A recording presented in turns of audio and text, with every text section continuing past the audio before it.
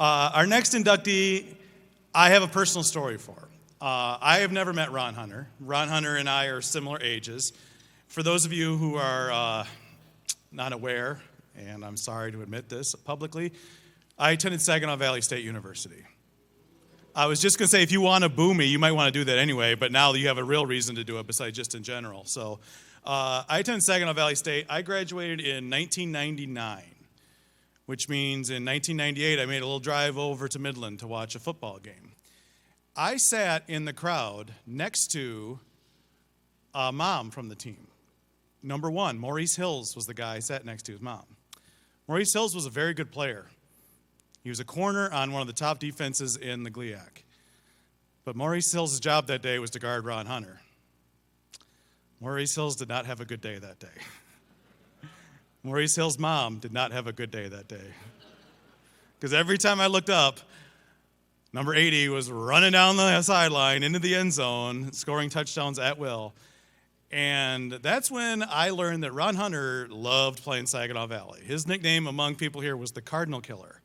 Because whether it was football or basketball, he always performed against Saginaw Valley. So for those of you who don't know, that was the 79-49 game. So that's a memorable day.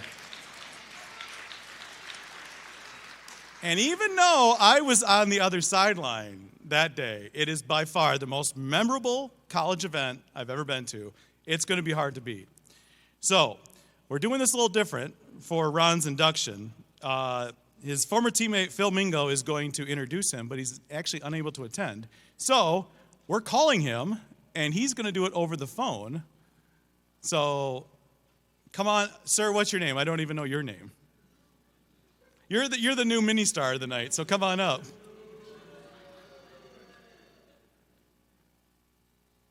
So Phil Mingo, on the phone, will introduce Ron Hunter.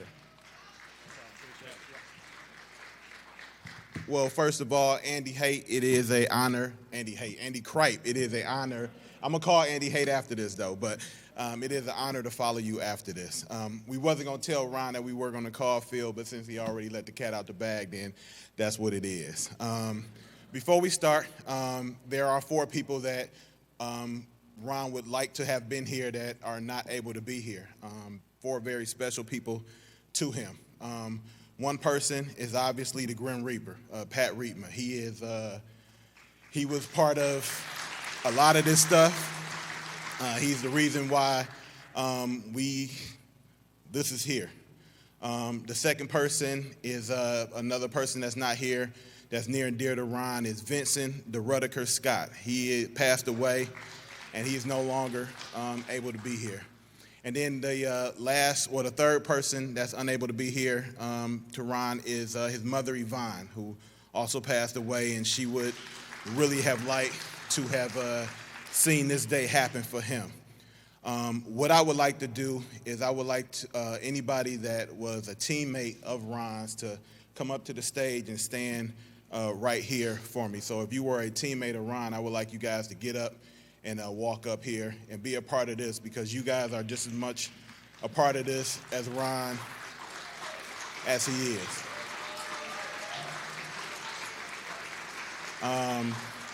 Ron, the reason why these guys came to show their respects to Ron is because while he did everything on the field and all we did was watch him, the fact that he's up here and doing this is a great honor. Ken and Don, can y'all come up? Ken and Don, Renaissance Connections.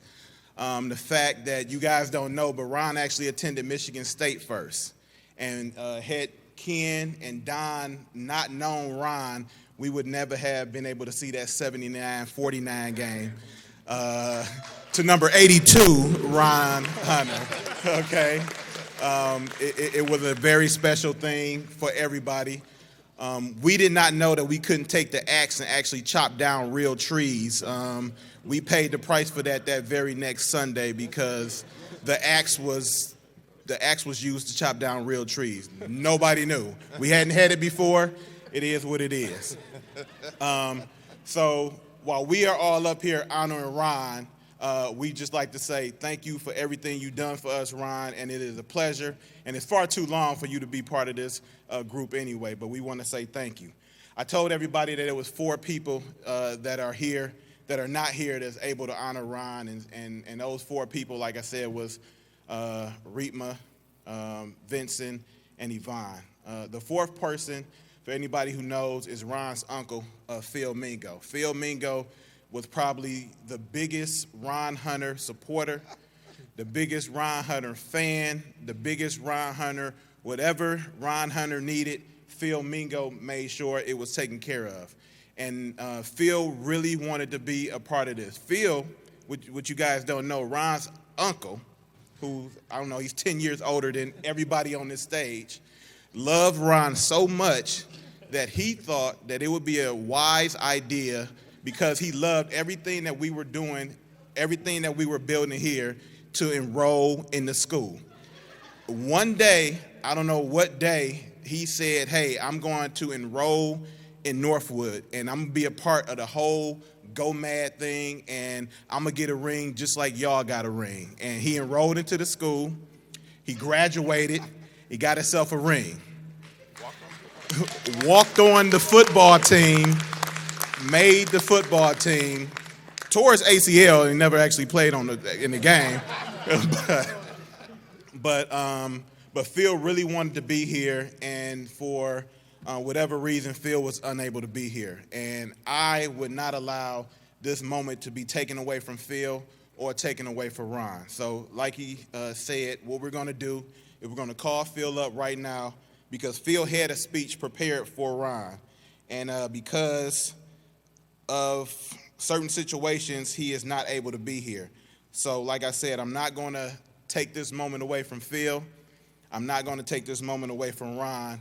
Your brothers is going to be up here supporting you, and we're going to have your uncle induct you into the Hall of Fame. So hopefully he'll answer the phone. Mr. Mingo, how you doing? I'm good. How you doing? I'm doing wonderful. Can we get a sound check? Can everybody hear Phil? A-okay? Sound check. So Phil, myself, and the rest of the fellas, we just gave a very emotional speech about Ron and supporting Ron, but we're going to ask you to bring it home and provide the final part in Ron's induction. So from here on out, Phil Mingo, it's all on you. Thank you. Hello, everyone. My name is Phil, or should I say Uncle Phil? That's what everybody called me on campus when I was there. And as you know, I'm Ron's uncle. First, I'd like to give thanks to our Father and Creator, Yahweh Shalom. Man, second, thank you, alumni, faculty, and all the friends who we grew up with and shared our bonds of sacrifice. Oh, man. And I'd like to start off, only way to start off, how we used to always get Ron attention. Oh, hit. Oh, hit. Oh, man. Okay. Thank you for all the support that everyone gave us throughout the years and everything. Northwood had 3 outstanding years from 1998 to 2000. I remember when Ron introduced me to Sleepy for the first time. He brought him over to my mother's house when they were on their way to tour days in 1998. That year, I first witnessed Ron and Sleepy on the football field, and together, in one word, it was special. That year, Sleepy Tolly held the passing efficiency. He only threw the ball to one side. And us being here today, let us know what side the ball went to every time. The way they made plays during the biggest moment, it was special. Ron was a one-man wrecking crew at this position. And recently, not long ago, we had this talk, and I was telling him about the experience, that one-time experience. He was playing Mercyhurst, and it was the first time I seen a team tilt their hat. They put 3 men on him. They had the corner playing outside press coverage. They had the strong safety come in and box him in, and they had the free safety on top of him. How I know this? Because I was on the sideline at the end zone, and I'm looking like, oh, my God, 3rd down. We need this. He came off the line. He went towards that strong safety And when the strong safety came up, Ron already had his hand up telling Sleepy throw it to the outside. And Sleepy threw it to the outside, and the safety came up. With all three of them on him, he jumped up, he caught that ball, and he came down in the end zone. And when he came up, he looked at me, and I looked at him. I was saying, Ron, you the man. He said, nah, you the man. And he gave me the ball. I just was like, man, this guy's special. But I always knew it. You know, nephew, who knew back when we were on 16111 Asbury Park in my mother's living room when you were 5 years old? You'd be it. And me and John would teach you how to play football. From the fireplace to the front door entrance. We would get on our knees and tell you, don't let us tackle you, man. You got to make it past it. You learn quick. And before we knew it, the winter was over with, we were outside, standing up, playing from our driveway to the neighbor's driveway. You had a natural, nephew. The way you would run up to us, you would stutter step us, you would dip in, dip out, you would make us miss, and you would break out on us. We really had to try hard to keep you in front of us, man. Who knew at that time we was witnessing God's gift? You were gifted by God, nephew. Throughout high school, college, when the lights was big, you showed up, period, man. It didn't matter. Grand Valley, Saginaw Valley, Fair State, Northern Michigan, Michigan Tech, Ashland, Findlay, Hillsdale, Wayne State. Man, I packed my van up, and everybody you see in there now who wasn't part of that team, who was your support team, they get in that van with me, man. We'd come watch you. It didn't matter who we was playing. From 1998 to 2000, everybody was on notice that Northwood would go mad. Let me also tell you, Ron was the difference maker on that basketball team. He was the glove on the opponent's best player. He was the highlight of the moment. When they threw the ball up to him, he would finish with ferocious authority. But when he shot that left-handed jumper, I can honestly say he made 10 points a game to like 15 to 20. I can go on and on, however. I only have 5 minutes to tell a hell of a journey. With the rest of my time, I'd like to share with you my memories and events with everyone that eventually led us here today. I'm given the honor today to introduce my nephew, Ron Hunter. And in saying that, I want to go back a little bit. I have two eldest brothers. My eldest brother, Ronald Blaise Moye, was, of course, Ron's father, was great at high school sports and, of course, known as a neighborhood legend when it came to multiple sports. Everyone called him Frenchie because of his Haitian heritage. However, to me, he was, my big brother. He would take me and Ron to the rec centers, and we would watch him play against former great college athletes and pros.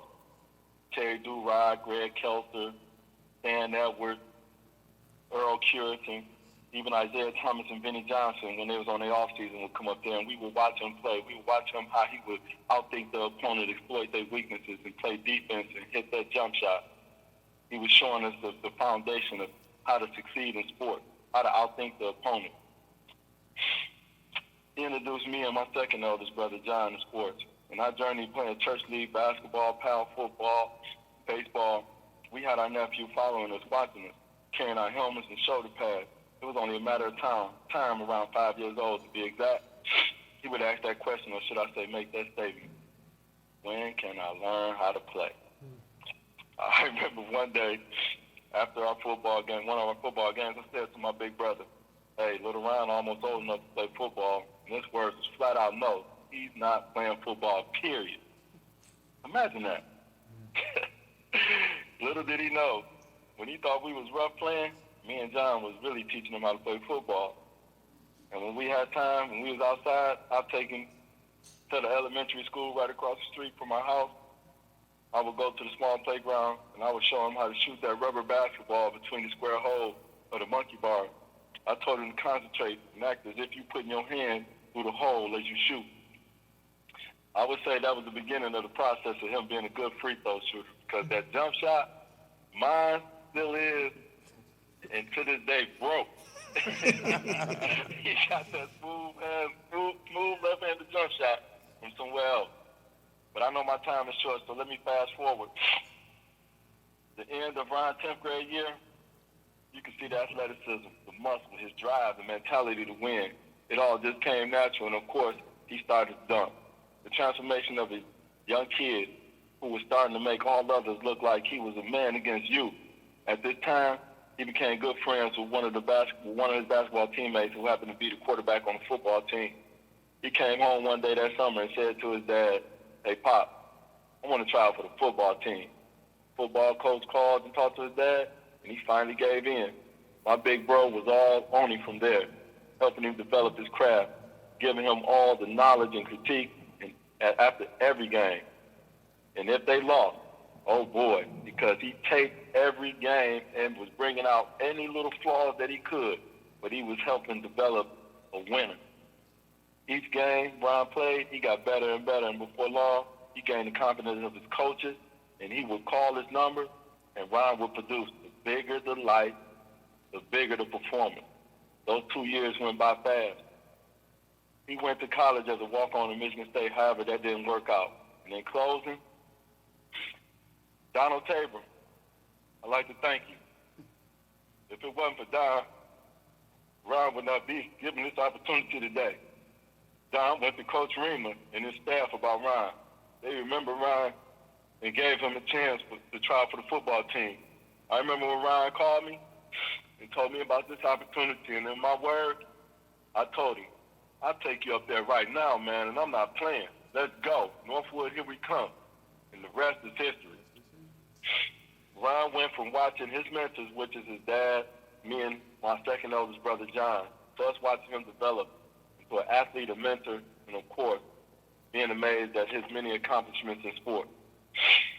Ladies and gentlemen, without further ado, I introduce to you the man, no longer a myth. As of this moment, his legacy now lamented as a legend. Yvonne, he finally made it. Bro, come on, man. Get up here, man. Everybody, Mr. Ronald,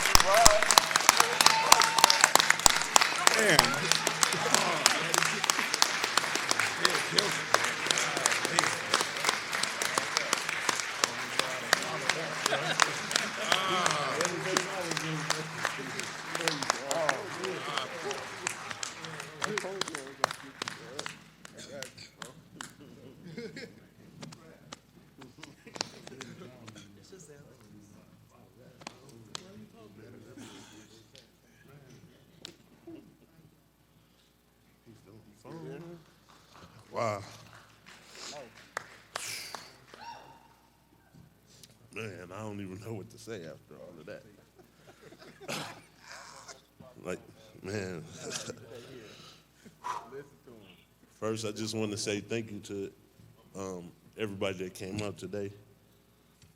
I want to thank Northwood for giving me the opportunity. As my uncle said, I did start off at Michigan State, and I wasn't happy there. Actually, they wanted me to play defense, and I only played high school football for 2 years, and I really didn't know how to tackle. So Nick Saban was the head coach there, and I told him I didn't know how to tackle. I wanted to play receiver. He told me no, but he don't know much. But anyway, I came to Northwood. Like I said, Don, he came to Michigan State when I was ready to walk away from college and football.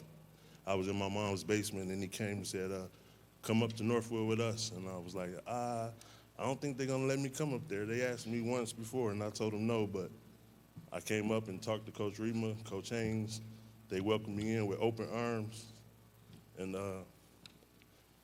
when I got here, I met all these guys,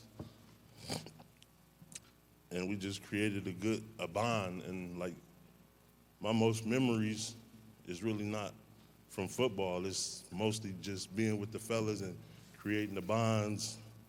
And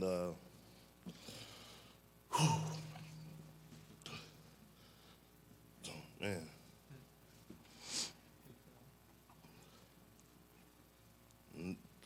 I'm just happy to be here, and I'm really thankful for, my friend said it was a long time coming.